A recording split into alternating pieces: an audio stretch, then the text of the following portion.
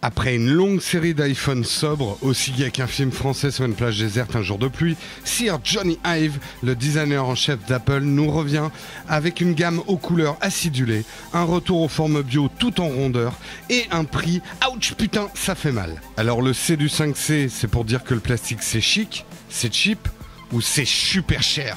Vous le saurez en regardant ce test.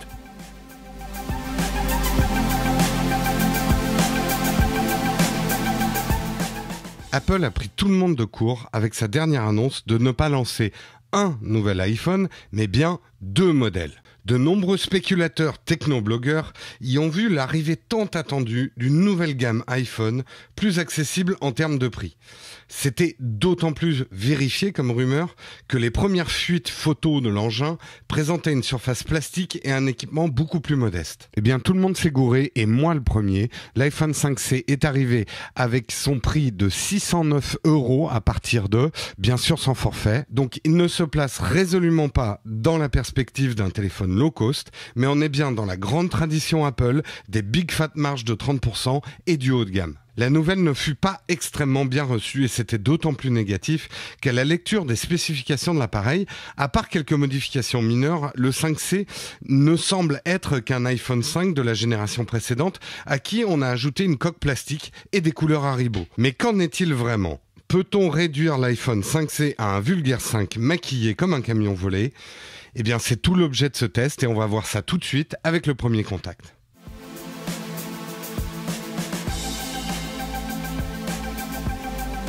Alors, premier contact avec l'appareil, je vais pas vous faire un unboxing, vous savez que je suis pas fan de ce genre de vidéo. L'iPhone 5C est donc conçu avec un châssis en acier qu'on ne voit pas, mais par rapport à d'autres mobiles qui sont tout en plastique, lui il a quand même un châssis en entier, donc le cœur de l'appareil est très solide, avec une coque en plastique brillant que Monsieur Ives a qualifié de plein de superlatifs. Nous, on dira que c'est une coque de plastique brillant. C'est assez joli, c'est agréable au toucher, il y a un petit côté savon, mais c'est pas super quali. Je m'attendais à quelque chose de beaucoup plus qualitatif en main. Là, on a un peu l'impression de retomber à l'époque de l'iPhone 3G. Alors forcément, un plastique beaucoup plus dense et un châssis en acier. L'iPhone est beaucoup plus lourd que le 5 et le 5S, puisqu'il fait 132 grammes contre 112. Mine de rien, ça fait quand même 20 grammes de plus. 20 grammes de plus, ça se ressent et on perd justement toute cette sensation de super légèreté qu'on avait découvert avec l'iPhone 5 dont je parlais dans ma vidéo de test de l'iPhone 5 l'année dernière. Au niveau de l'épaisseur, on est dans le même registre d'épaisseur que l'iPhone 5, à quelques microns près. C'est globalement la même chose, donc rien de gagné de ce côté-là. Néanmoins, le 5C bénéficie d'une vraiment super belle finition, un souci du détail qui est propre à Apple. On n'est pas en face d'un cheap phone, ça se sent tout de suite, même s'il est en plastique. Je donne un détail qui fait toute la différence, les boutons sont de la même couleur que la coque. Quand on imagine ce que ça peut coûter sur une chaîne de montage d'avoir autant de boutons que de coques différentes, on sait que Apple signe là une certaine finition, enfonce aussi un certain clou dans la concurrence qui aura plutôt tendance à mettre des boutons uniformes ou des boutons en métal, ce qui du coup tout de suite n'aura pas ce rendu full color qu'a l'iPhone 5C. Ce plastique très dense a un mérite certain, c'est sa résistance aux rayures. De nombreuses vidéos sur YouTube montrent à quel point il résiste quand même à des rayures classiques, on va dire, de pièces, de clés. C'est sûr que si vous l'attaquez à la scie ou au couteau, c'est du plastique, il va s'entailler au bout d'un moment. Mais quand même, il est beaucoup plus résistant aux rayures que notamment le 5S. Je vous invite à regarder la vidéo de test du 5S pour voir à quel point il redevient fragile. Alors non, je ne vais pas vous faire un test en direct des rayures parce que le smartphone que vous voyez, l'iPhone que vous voyez, je l'ai déjà vendu à mon pote Nathan, donc bravo Nathan, et je ne t'abîmerai pas le téléphone pendant le test. On retrouve sur l'appareil donc un écran Retina de 4 pouces, c'est exactement comme l'iPhone 5. Alors cette dimension ne conviendra pas aux amateurs des très grands écrans et autres phablettes. Moi, comme je l'ai souvent dit dans mes tests, j'aime beaucoup cette forme de téléphone, j'ai pas envie d'un téléphone plus grand. Donc là, honnêtement, Apple, moi, m'a plutôt satisfait en ne faisant pas un iPhone plus grand. Sinon, au niveau du reste du design, on retrouve essentiellement les composants de l'iPhone 5. Il en est quand même très très proche, à part en apparence. Je vous invite à regarder l'ancienne vidéo de test de l'iPhone 5 si vous voulez en savoir plus. Pour ce qui est des couleurs et ce choix d'Apple de faire un téléphone couleur un peu fun, un peu jeune, on aime ou on n'aime pas, hein, les couleurs, ça pourrait se discuter pendant des tests de 3 heures. Moi, je trouve que c'est intéressant. C'est pas forcément mon choix, mais on a quand même un smartphone un peu plus sympa, un peu désacralisé. Et puisqu'on en est à la désacralisation, allons jusqu'au bout, on lui relève la jupe et on regarde ce qu'il y a dessous.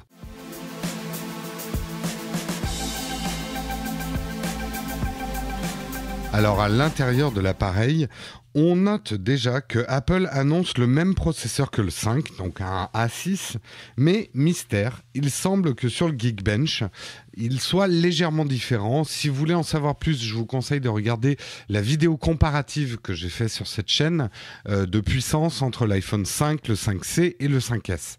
Et sinon, à l'intérieur, on retrouve globalement les mêmes spécifications que l'iPhone 5, avec 3 différences quand même importantes. D'abord, quelque chose que tout le monde attendait avec impatience. Enfin, la puce est compatible, enfin l'iPhone 5C est compatible avec le réseau 4G en France. L'iPhone 5 était compatible avec des 4G ou d'autres standards à travers le monde, mais pas en France. Et là, le 5C et le 5S d'ailleurs sont enfin compatibles avec nos réseaux 4G. La deuxième différence, c'est au niveau de la batterie, qui est un chouille plus grande que l'iPhone 5.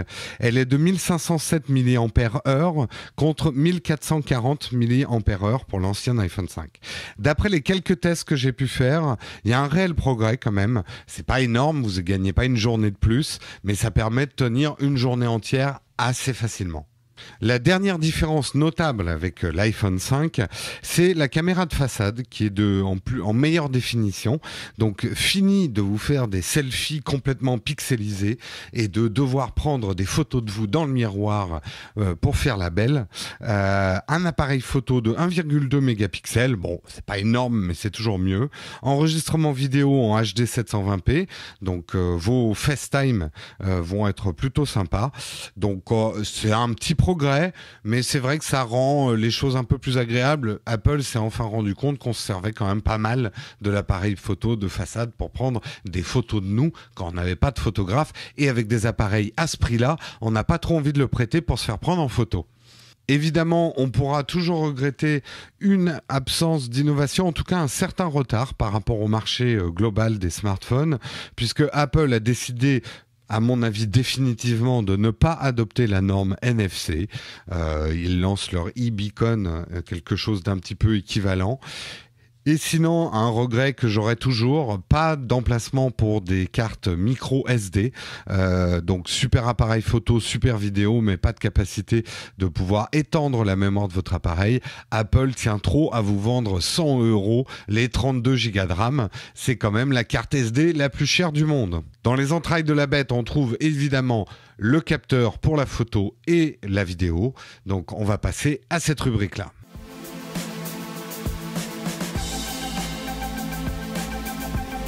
Au niveau de la photo et de la vidéo, alors avec l'iPhone 5C, on se retrouve à peu près avec le même, enfin même complètement avec le même équipement que l'iPhone 5. Donc on va retrouver le même couple capteur et optique, donc un capteur de 8 mégapixels avec une ouverture de la focale à 2,4, un flash LED unique, un capteur arrière de luminosité, l'objectif est à 5 éléments. Bref, on est vraiment en face de la même optique que l'iPhone 5. Ça reste une excellente optique, sans être non plus aussi bonne que les leaders du marché et les innovations qu'on a vues sur certains Lumia ou certains Android. Mais ce qui a toujours fait la force des iPhones, c'est l'excellent couple software-hardware en photo et en vidéo. Le capteur est bon, le logiciel, surtout avec la mise à jour d'iOS 7, est devenu vraiment très agréable à utiliser. Vous allez switcher très facilement entre les modes panoramiques, un nouveau mode pour prendre des photos carrées pour les amateurs d'Instagram. Ça va vous donner vraiment un rendu de photos, vous les voyez défiler pendant ce test, des photos vraiment très agréables. J'avais déjà dit à l'époque de l'iPhone 5 que c'était un excellent appareil photo. il ne démérite pas dans sa version 5C. Vous retrouverez la même qualité et il tient vraiment son rang, à part dans certaines photos un peu compliquées, des photos en très basse luminosité ou certains réglages, vous n'avez pas forcément besoin d'avoir le nouveau capteur qu'on retrouve dans le 5S. Alors je nuance quand même mon propos, le logiciel est excellent pour un point and shoot. Maintenant, dans la grande tradition Apple, les gens de chez Apple n'aiment pas qu'on prenne le contrôle vraiment de leur appareil photo. Donc, rien n'est débrayable, aucun contrôle sur les ISO, aucun blocage sur la lumière. Je n'ai découvert que très récemment, et je vous le livre dans ce test, qu'on pouvait bloquer l'autofocus. Et ça, c'est très important quand même en photo, de pouvoir bloquer le focus sur un objet. C'est tout simple, c'est pas vraiment indiqué, mais il suffit de garder son doigt appuyé sur l'objet qu'on veut garder en focus et ça va bloquer à la fois les réglages lumière et votre focus sur cet objet-là. C'est assez pratique quand même quand on fait un petit peu de la vraie photo. On le voit sur ces photos un petit peu compliquées que nous sommes allés prendre à la Sainte-Chapelle, à Paris, dans des photos qui mélangent des endroits très sombres et beaucoup de lumière. L'iPhone 5C s'en sort quand même très bien. On a des photos très très flatteuses. Il n'y a qu'au moment où on l'amène dans la photo la plus compliquée à faire, hein, c'est-à-dire de la lumière du jour qui arrive par une porte, une façade très sombre, où là il décroche un peu. Mais comme vous pouvez le voir avec la comparaison de la même photo que j'ai fait avec mon réflexe, le réflexe a aussi du mal sur ce type de photo. C'est un type de photo quand même très compliqué à faire. Au niveau du traitement des couleurs, il va avoir tendance à légèrement les saturer, donc ça va faire des photos très très flatteuses, peut-être un peu moins naturelles, mais enfin ça reste tout à fait correct. Il suffit après de régler un tout petit peu sa photo en post-prod. Vous le verrez aussi dans un grand test comparatif que je fais des 3 iPhones, que par rapport au 5S, il tire le 5C un petit peu sur les rouges. Voilà, il faut le savoir, mais bon, une fois qu'on sait ça sur son appareil photo, quand on s'intéresse un petit peu à la photo, on sait contrebalancer ce genre d'effet si on veut. Au niveau de la vidéo, alors là aussi, je me répète un petit peu par rapport à mon test de l'iPhone 5, mais il bénéficie d'un très bon son puisque maintenant il a 3 micros pour prendre le son. Encore une fois, c'est pour bien prendre le son en ambiance, c'est pas forcément pour isoler un son, hein, donc vous en servez pas pour une interview dans une salle bruyante. Sa stabilisation, qui n'est absolument pas optique hein, dans l'iPhone, c'est de la stabilisation logicielle, reste tout à fait honorable, même impressionnante à certains moments. Moi, j'ai trouvé quand même qu'il stabilisait pas mal pour les petits tremblements qu'on peut avoir quand on tient l'appareil. Les couleurs sont belles. Un petit défaut peut-être, c'est son focus, qui a tendance à pas être une super flèche, ça reste tout à fait acceptable. On le voit dans l'exemple, là je vous montre l'interface où je change mon focus en cliquant sur divers objets dans la photo. Il réagit quand même assez vite, mais évitez de trop cliquer ou de suivre un objet qui vient vers vous. Vous allez avoir constamment le moteur du focus et des flous pas très agréables qui se mettent en route. J'en profite pour remercier Marion qui a pris toutes ces belles photos pendant que moi je prenais des photos avec le 5S. On sait aussi que la photo c'est souvent la qualité du photographe. Avec Marion, ce qui était compliqué, c'est qu'elle prend d'excellentes photos et parfois j'avais du mal à en prendre de meilleures avec le 5S. Vous le verrez quand je ferai le test comparatif vraiment des deux photos. Mais globalement, voilà, le 5C sur une photo dans un éclairage digne de ce nom, avec de la lumière, un petit peu de soleil, fait des photos vraiment très très bonnes. Voilà, je pourrais m'attarder un petit peu plus longtemps sur la partie photo et vidéo parce que c'est vraiment ce qui m'intéresse dans mon smartphone. Encore une fois, ce n'est pas ce qu'il existe de meilleur en photo et en vidéo sur le marché. Allez voir du côté des Lumia haut de gamme, il y a des choses très très impressionnantes, mais c'est l'équilibre de l'ensemble qui est intéressant. J'ai un bon appareil photo et vidéo, en même temps j'ai un smartphone qui me permet de jouer, qui permet de faire tout un tas de choses. J'ai l'écosystème d'iOS 7, enfin d'iOS tout court, qui a quand même de très bonnes apps pour la photo. Donc moi c'est quelque chose qui me satisfait. Maintenant si vous voulez la meilleure optique qui soit, c'est pas forcément chez Apple que vous allez la trouver. Voilà, pour ceux qui veulent aller un petit peu plus loin en photo et en vidéo avec leur iPhone, j'aimerais bien faire une vidéo pour vous montrer toutes mes petites astuces de réglage pour faire les meilleures photos, les meilleures vidéos possibles. Si ça vous intéresse, n'hésitez pas à me mettre des likes sur cette vidéo, comme ça je verrai que vous êtes réactifs et ça me motivera pour faire cette vidéo. Et on va passer maintenant au 5C et iOS 7, puisque les deux font la paire.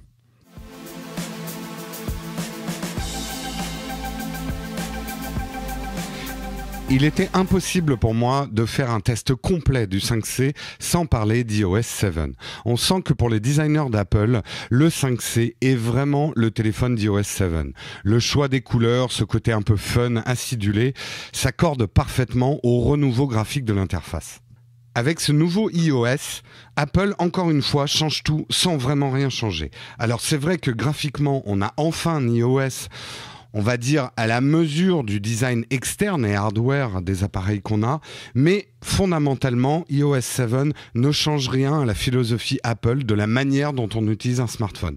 Certains le regretteront, moi le premier, c'est vrai qu'on aurait attendu peut-être des choses qu'on voit plus dans la concurrence, des téléphones plus intelligents et des choses plus customisables. Mais ne soyons pas trop négatifs, c'est vrai que dans l'ensemble, on est quand même content d'avoir un iOS qui tienne la route, en tout cas graphiquement, qu'il y a quelques changements salutaires, comme par exemple un vrai multitâche ou l'interface photo qui a été plutôt bien repensée. Mais plutôt que de m'attarder sur iOS 7, je vais laisser ma place à Marion, qui va vous présenter avec un regard unique de directrice artistique en application mobile les vrais changements d'iOS 7, notamment au niveau graphique et dans la philosophie même d'iOS 7. Marion, c'est à toi. Bonjour, c'est Marion et aujourd'hui je vais vous donner un petit aperçu des nouveautés d'iOS 7 avec un point de vue un peu particulier de personnes travaillant dans le domaine des applications. Apple revient avec un OS redesigné sous la houlette de Johnny Ive qui a créé pas mal de polémiques, notamment avec ses couleurs acidulées, loin de la classe de l'image de l'iPhone. Mais quoi qu'on en pense, il était temps pour Apple de faire évoluer graphiquement son OS qui, je vous le rappelle, date de 2007. Depuis, les usages mobiles sont rentrés dans les mœurs et l'on n'a plus forcément besoin de voir les spirales du calendrier pour comprendre dans quelle app on est. Si l'on a beaucoup raillé le skeuomorphisme, il ne faut pas oublier que c'est une des raisons de l'adoption en masse du tactile aujourd'hui. En effet, devant une nouvelle manière d'interagir, Apple a tout d'abord rassuré le grand public avec des interfaces familières tirées d'éléments du réel afin que l'utilisateur ne se sente pas complètement perdu devant cette nouvelle pièce de technologie. La deuxième raison, c'est que ces éléments tirés du réel donnent des indications sur comment interagir avec eux. Par exemple, si vous vous retrouvez devant une forme de livre ouvert, vous allez avoir envie de tourner la page instinctivement. Apple a tout simplement éduqué le grand public de manière douce aux usages mobiles. Avec le développement des usages tactiles, Apple s'est retrouvé face à une collision entre les capacités digitales et les limitations du monde réel. On peut le voir dans l'application Notes, qui intègre un moteur de recherche dans une interface on ne peut plus skeuomorphique. Revenons à iOS 7. Maintenant que ces usages sont connus et largement adoptés, il était temps d'alléger un peu tout ça. On va aborder cette évolution en 4 mots.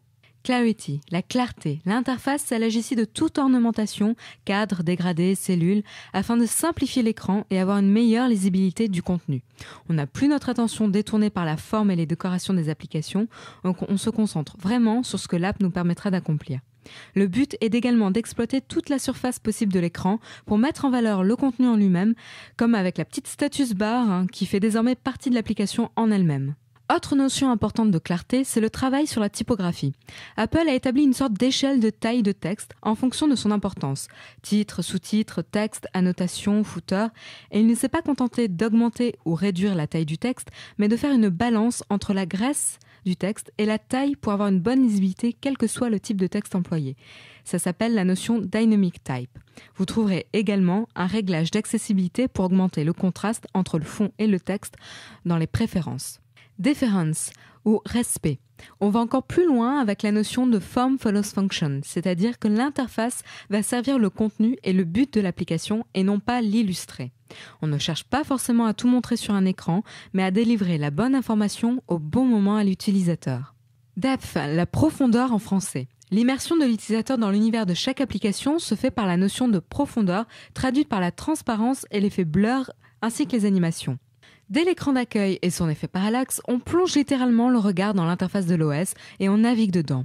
Les notions de fluidité et de transition en rapport avec le contexte sont très importantes. De plus, ces effets de transparence et de profondeur servent d'information. C'est une hiérarchisation de la navigation car l'utilisateur sait d'où il vient en voyant en transparence l'écran précédent. Les transitions de l'application Calendrier sont particulièrement bien trouvées. On zoome pour passer du mois à la semaine et de la semaine au jour et on zoom out pour avoir une vue plus globale. Et enfin, pour finir, Detail. Il y a une grande attention aux détails, donc, du pictogramme à la typographie, mais également dans les touches de couleur ou le travail sur les transitions et animations. En ce qui concerne la couleur, le critère Tint Color est apparu et définit la couleur principale de l'application et met en valeur les points d'interaction de l'app. Mais le détail ne s'arrête pas là. En effet, si l'on regarde d'un peu plus près l'application musique et que l'on essaye de créer une nouvelle liste de lecture, on voit qu'une pop-up s'affiche et que la tint color des mots store et à l'écoute, les boutons de la top bar, se désature au lieu de passer en rouge foncé. Autre détail à remarquer, c'est dans l'application météo, les petites gouttes qui tombent sur la ligne séparatrice lorsque le temps n'est pas au beau fixe. Bref, tous ces détails contribuent à rendre l'interface vivante et fluide et à améliorer considérablement l'expérience utilisateur. Pour ma part, je trouve qu'Apple reste fidèle à ses principes et ne renie pas le scumorphisme. On retrouve cette notion de lien avec la réalité dans les animations et les transitions, comme on a pu le voir avec l'app météo ou calendrier. Cette adéquation entre la fonction de l'application et sa navigation est vraiment un grand atout de ce redesign qui permet une grande immersion dans l'expérience tactile de l'utilisateur que je trouve aujourd'hui la plus aboutie. Cependant, cette évolution d'iOS ne révolutionne pas le système et ne va pas jusqu'au bout de ses ambitions. Sans être une experte, iOS accuse un certain retard sur des fonctionnalités comme le multitasking. Et du côté design, on fait face à des incohérences comme avec l'App Note. Pourquoi garde-t-elle cette texture de fond et un effet d'embossage malheureux sur les liens ? À quand des icônes de bon goût et la fin de se dégrader sans subtilité ? Enfin, on peut apprécier la volonté de se démarquer de ses concurrents, mais le choix de couleurs ne fait pas l'unanimité et n'est pas cohérent avec la gamme iPod. Dommage, car dans ce cas, je me serais peut-être bien laissé tenter par un 5C. Et merci Marion pour cette présentation tout en subtilité des nouveautés et des détails d'iOS 7. On sent effectivement qu'Apple a apporté quand même beaucoup de soins à ce nouvel OS et qu'on va en manger pendant un certain temps.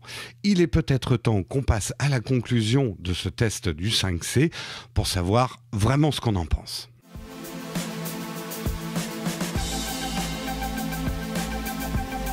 Alors au final, que penser finalement de ce 5C ?